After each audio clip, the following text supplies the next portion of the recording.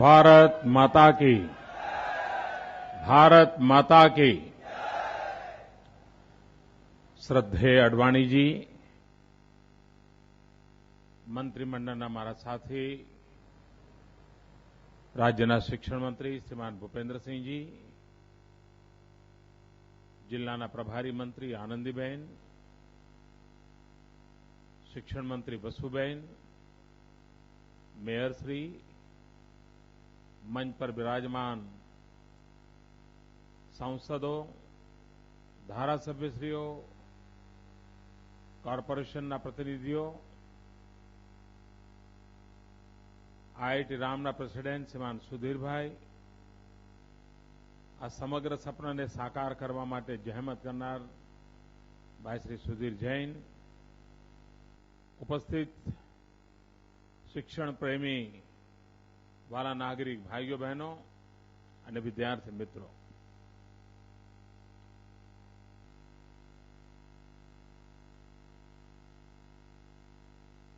આપણા દેશમાં કોણ જાણે કેમ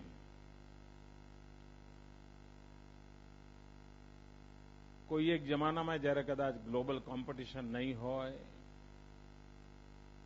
સંતુષ્ટિનો એક ભાવ હશે, એવા કોઈને કોઈ કારણો હશે કે જેના કારણે હંમેશા તકલીફવાળું હોય, કષ્ટવાળું હોય, એ બધું સારું ગણાતું. ઘણીવાર એમ થયું કે ગરીબી એ વર્ચ્યુ છે એવું વાતાવરણ બની ગયું.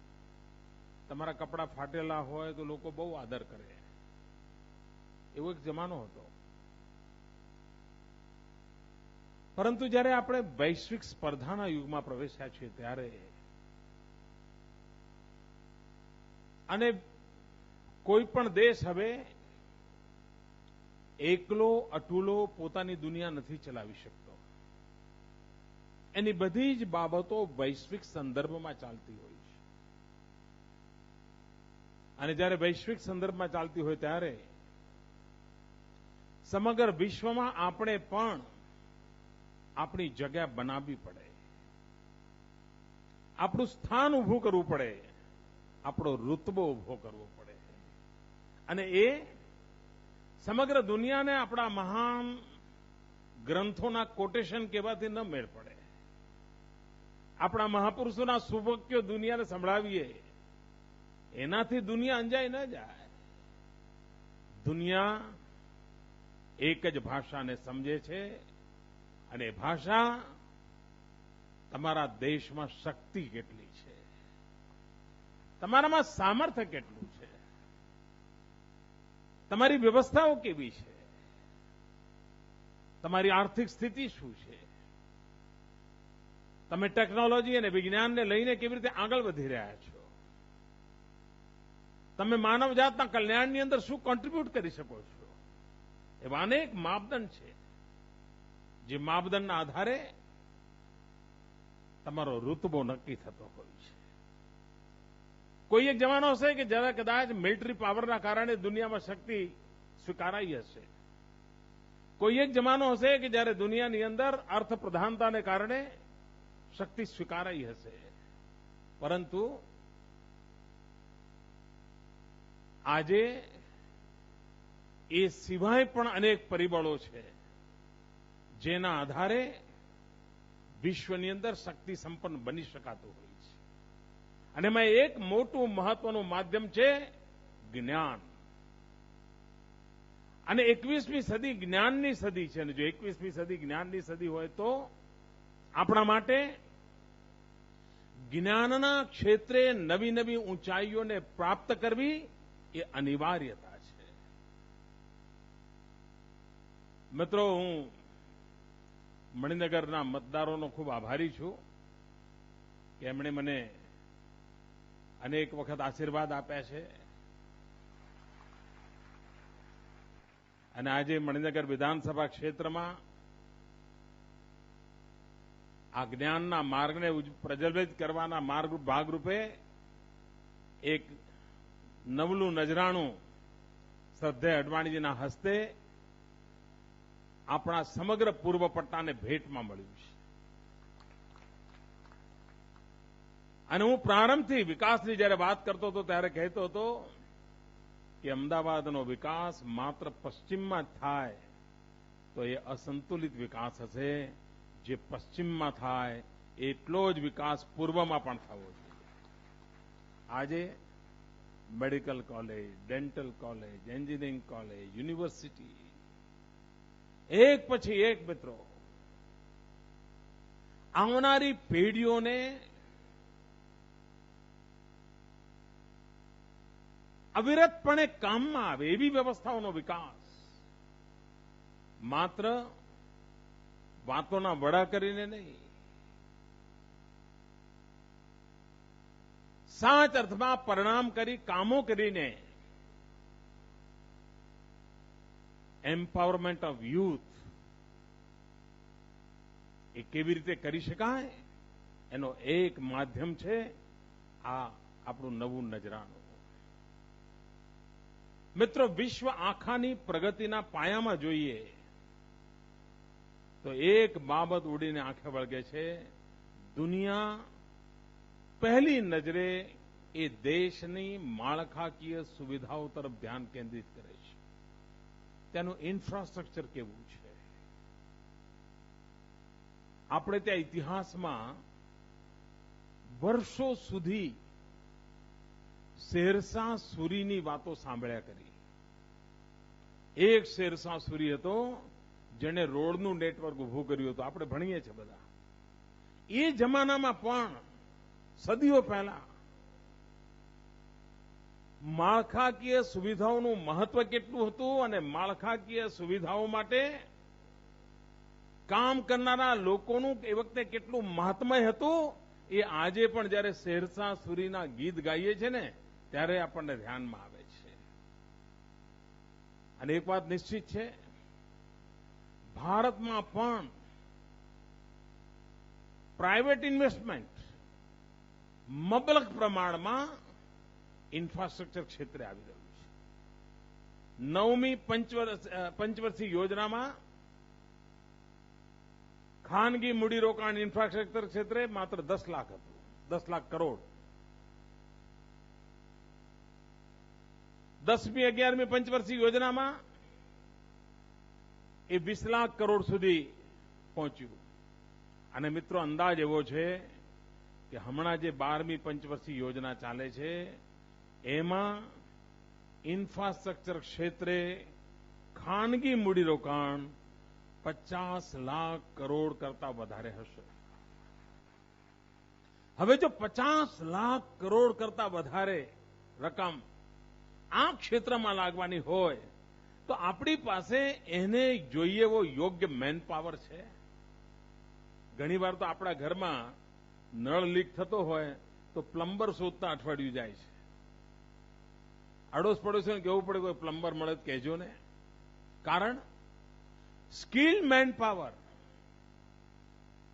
હ્યુમન રિસોર્સ ડેવલપમેન્ટ એના માટે ગયા 50 વર્ષમાં જે ધ્યાન આપવું જોઈએ એમાં આપણી ગતિ ખૂબ ધીમી રહી, ઠાગા ઠર્યા રહ્યા. એટલું જ નહીં, દીર્ઘદ્રષ્ટિનો અભાવ રહ્યો. જ્યાદાએ જ્યાદા બીકોમ થઈ જાઓ, બીએ થઈ જાઓ, બહુ તો એલએલબી કરો. આ જ દિશામાં આપણું બધું ચાલ્યું. મિત્રો, સમયની માંગ છે કે આ રાષ્ટ્રના નિર્માણને અનુકૂળ જે પ્રકારનો મેન પાવર જોઈએ એના નિર્માણ તરફ ધ્યાન કેન્દ્રિત કરવું જોઈએ. ઇન્ફ્રાસ્ટ્રક્ચરનું ક્ષેત્ર જો આટલું બધું વિશાળ પડ્યું હોય તો ઇન્ફ્રાસ્ટ્રક્ચર ક્ષેત્રે કામ કરી શકે એવા ઇજનેરો આપણે વેળાસર કેમ તૈયાર ન કરીએ?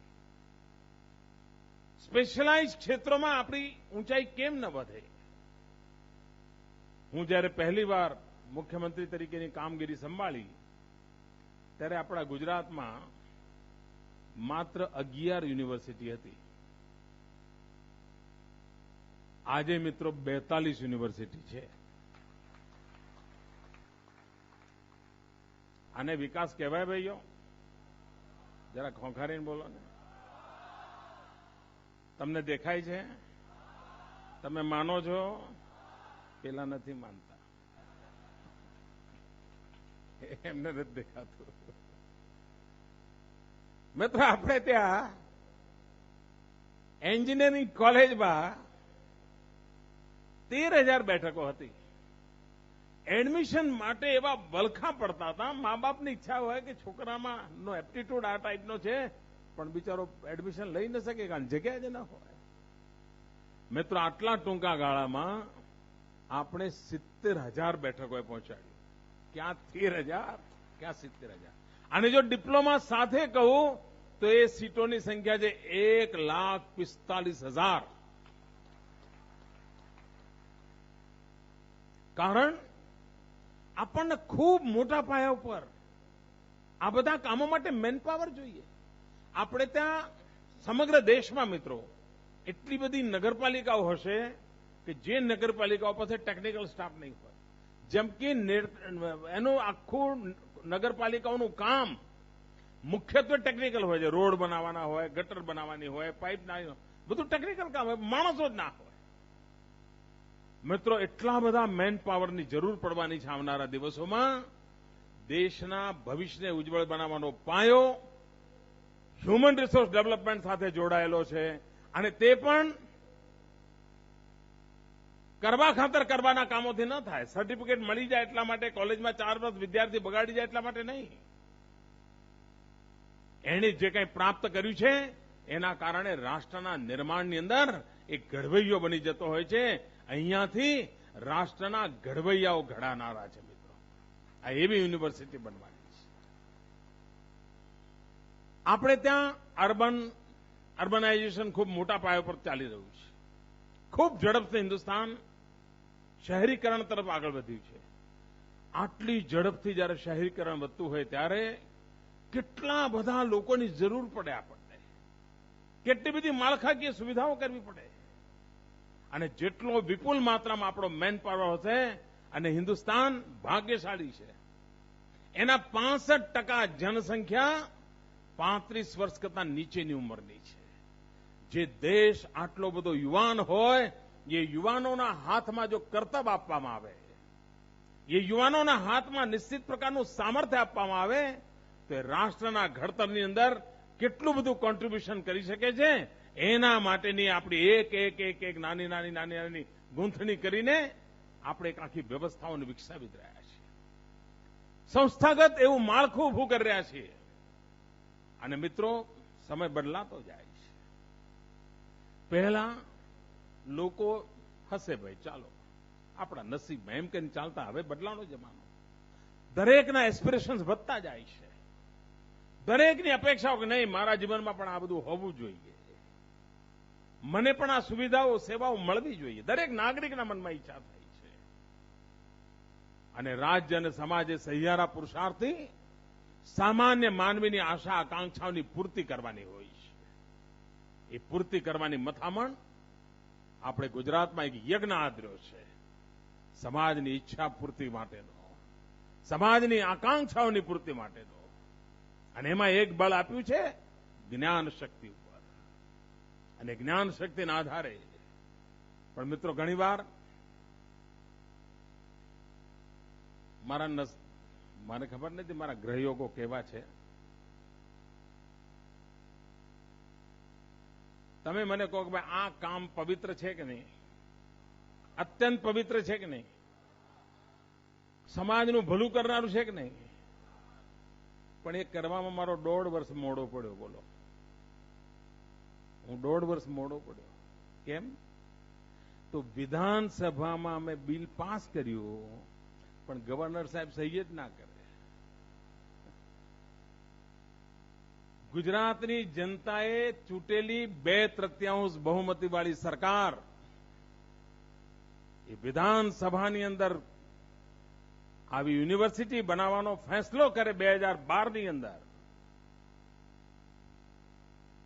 એ બિલ ગવર્નર પાસે જાય. ગવર્નર વાંધા વચકા કાઢીને એને પાછું મોકલે. ફરી બીજી વાર વિધાનસભામાં પસાર થાય. પસાર કરીને ફરી મોકલવામાં આવે તો લગભગ 6 મહિના સુધી ખુરશી નીચે દબાવી રાખવામાં આવે. અને કારણ શું? ખાસ કારણની એક જ, તમે મને મણિનગરમાંથી ચૂંટ્યો છે અને મણિનગરમાં યુનિવર્સિટી આવે તો થાય શું? ના આપો. નક્કી જ કર્યું કે 2012ના ડિસેમ્બરની ચૂંટણી ન પતે ત્યાં સુધી નહીં થવા દેવાનું. ના થવા દીધું સાહેબ. 2013ના માર્ચમાં આપ્યું. મેં કહ્યું જલ્દી કરો ભાઈ, અમારે જૂન મહિનામાં એડમિશન લેવા છે, એમાં પણ રોડા નાખ્યા. મિત્રો, વર્તમાનની અંદર ભારતના અંદર બધા જ રાજ્યો અને એમાંય કેન્દ્ર સરકારને ન ગમતા હોય એવા રાજ્યો આવી અનેક મુસીબતો ભોગવી રહ્યા છે. લોકશાહીમાં ચૂંટાયેલી સરકારના અવાજને રૂંધવામાં આવી રહ્યો છે, એના અવાજને દબાવી દેવામાં આવી રહ્યો છે. કોણ મોટું મિત્રો? ગુજરાતની 6 કરોડની જનતા કે પછી માત્ર રાજકીય કારણોસર અવરોધ ઉભો કરનારા એકલ દોકલ ગમે તે પદ પર બિરાજમાન હોય? રાષ્ટ્ર આવી રીતે ન ચાલી શકે. રાજકીય વિરોધ હોય તો 5 વર્ષે ચૂંટણી આવે છે આવા મેદાનમાં, ખેલ ખેલાડીના ઘોડા સવારોના.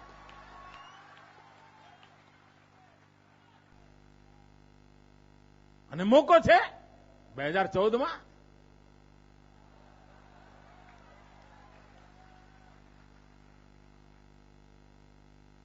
અને અડવાણીએ જે આત્મવિશ્વાસ સાથે કહ્યું છે,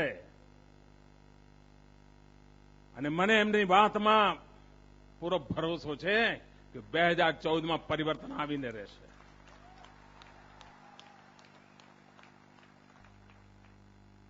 મિત્રો, માળખાકીય સુવિધાના પણ રૂપરંગ બદલાઈ રહ્યા છે.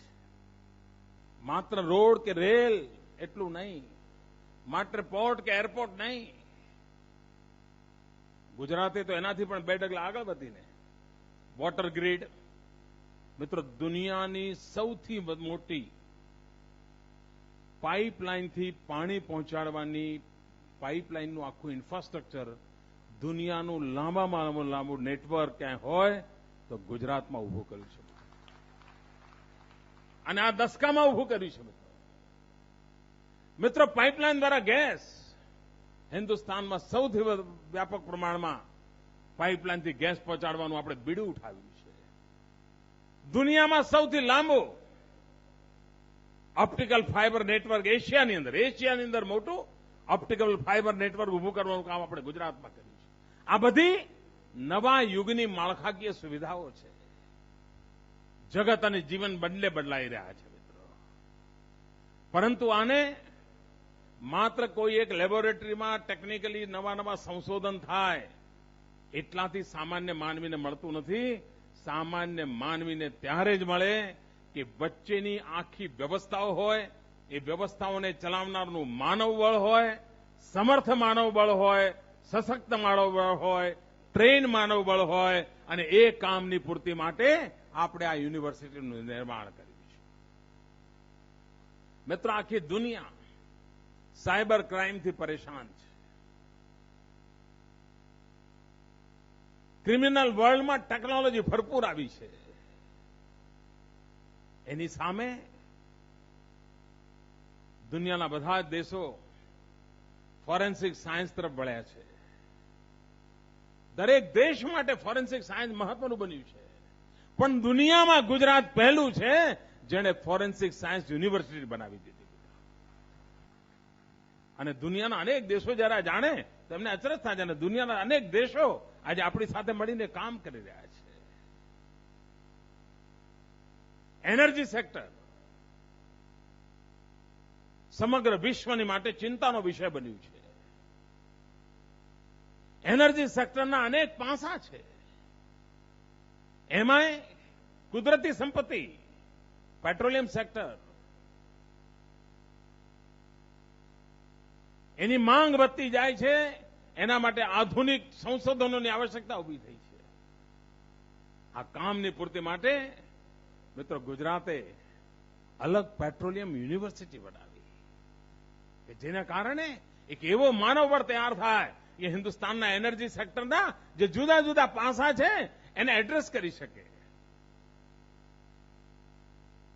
મિત્રો, યુનિવર્સિટીનો ઇતિહાસ આપણા દેશમાં બહુ જૂનો છે. માનવ જાતના ઇતિહાસમાં યુનિવર્સિટીનો ઇતિહાસ 2600 વર્ષ જૂનો છે.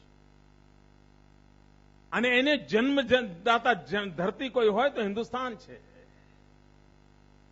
નાલંદા, તક્ષશિલા, વલ્લભી આ યુનિવર્સિટીઓના નામ હતા. મિત્રો, વલ્લભીનું નામ બહુ ચર્ચામાં આવતું નથી, પણ નાલંદા, તક્ષશિલા જેટલું જ ગુજરાતની વલ્લભી યુનિવર્સિટીનું નામ હતું. અને વલ્લભી યુનિવર્સિટી ક્યાં બની હતી? તો લોથલ પોર્ટ જે હતું 5000 વર્ષ જૂનું, એનાથી નજીકમાં બનાવી હતી. કારણ 84 દેશના લોકો સમુદ્ર માર્ગે લોથલ આવતા હતા અને લોથલથી વલ્લભીમાં ભણવા જતા હતા. આ આપણો મિત્રો ભવ્ય ભૂતકાળ રહ્યો છે. 2600 વર્ષની અંદર 1800 વર્ષ સુધી યુનિવર્સિટીના ઇતિહાસમાં હિન્દુસ્તાનનું એક ચક્રી શાસન હતું. યુનિવર્સિટીના સમગ્ર કાર્યકાળમાં 1800 વર્ષ સુધી એક ધારો કોઈનો રૂતબો રહ્યો હોય તો હિન્દુસ્તાનનો હતો. પણ ગુલામીના કાળખંડના 800 વર્ષ, એ 800 વર્ષ આપણા માટે ગુલામીનો કાળખંડ હતો. નવી વ્યવસ્થાઓ વિકસી નહોતી, રક્ષણાત્મક અવસ્થામાં હતા. સંઘર્ષમાં આપણું જીવન પૂરું થયું અને ત્યાર પછી દુનિયામાં યુનિવર્સિટીઓ માથું કાઢ્યું. જે દેશની અંદર 1800 વર્ષનો લાંબો યુનિવર્સિટીનો ઉજ્જવળ ઇતિહાસ હોય, એ દેશ ન માત્ર હિન્દુસ્તાન, સમગ્ર માનવજાત અને વિશ્વના યુવકો માટે ફરી એકવાર આશાનું કેન્દ્ર એવું શિક્ષણનું ધામ કેમ ન બની શકે? મિત્રો, દુનિયાના લોકો શિક્ષણ માટે, અને આપણી પાસે ટેલેન્ટ છે. મિત્રો, આપણે સિંગલ ટનલ થિંકિંગ વાળા લોકો નથી. આપણે ત્યાં નાનું બાળક પણ મલ્ટિપલ એક્ટિવિટી કરવા માટે એટલું બધું વિકસિત થતું હોય છે, એટલું બધું એનો વિકાસ થતો હોય છે. આપણી બધી સમાજ જીવનની મૂડી છે. એ મૂડીનો લાભ લઈને હિન્દુસ્તાનના યુથ પાવરના આધારે વિશ્વની અંદર ભારત કેવી રીતે શક્તિ સંપન્ન બને, એ સપનાને સાકાર કરવાનો પ્રયાસ કરવાની આવશ્યકતા છે. અને એ થશે યુનિવર્સિટીઓમાંથી, એ થશે જ્ઞાનના માર્ગે, એ થશે શાળા અને કોલેજોના માધ્યમથી.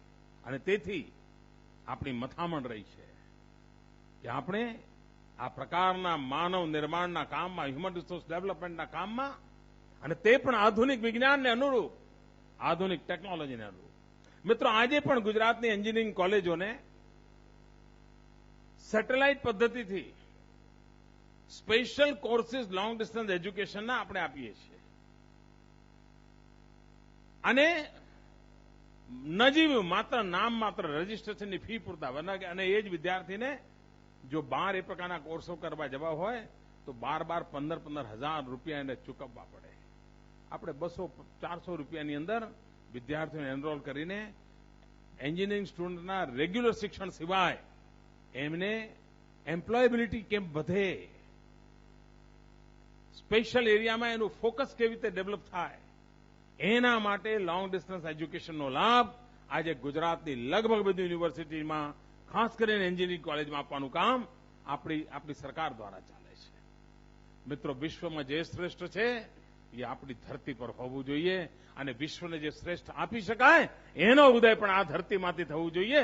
એવા સપના સાથે આગળ વધવું છે. અને કામની પૂર્તિ માટે આપણે બધા પ્રયાસ કરીએ. હું શ્રદ્ધેય અડવાણીજીનો ખૂબ આભારી છું કે મણિનગર વિધાનસભા ક્ષેત્રના મારા કાર્યક્ષેત્રમાં આપે આવીને મને આશીર્વાદ આપ્યા. એક ઉત્તમ નજરાણું આ વિસ્તારને ભેટ આપ્યું. અને આ યુનિવર્સિટીનું નજરાણું એ કોઈ એક વિસ્તારને નહીં, કોઈ એક શહેરને નહીં, કોઈ એક રાજ્યને નહીં, આ નજરાણું આજે ભલે નાનું લાગતું હોય, આ કદાચ ગંગોત્રી જેવું લાગતું હશે, પરંતુ આવનારા દિવસોમાં આ સમગ્ર હિન્દુસ્તાનનું નજરાણું બનવાનું છે. એક વિરાટ ગંગા સાગર રૂપે એ જ્ઞાનનો ઉદય કરનારું બનનારું છે. અને એવા એક પવિત્ર અને મહાન કાર્યને આપના આશીર્વાદ બન્યા, આપના વરદ હસ્તે એનું ઉદ્ઘાટન થયું. આપે સમય ફાળવ્યો. હું અંતઃકરણપૂર્વક શ્રદ્ધા અડવાણીજીનો આભાર માનું છું.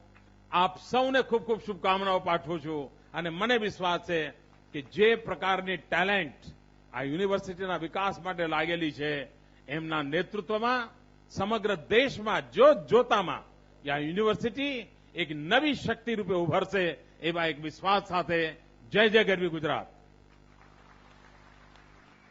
આભાર માનનીય મુખ્યમંત્રી શ્રી, આપના પ્રેરણાદાયી માર્ગદર્શક પ્રવચન માટે. આ સાથે આજનો આ લોકાર્પણ સમારોહ અહીં સમાપ્ત કરીએ છીએ. આપ સૌ અહીં આટલી મોટી સંખ્યામાં ઉપસ્થિત રહ્યા તે બદલ આપ સૌનો ખૂબ ખૂબ આભાર. આ સાથે હિના સક્સેનાને રજા આપશો. નમસ્કાર.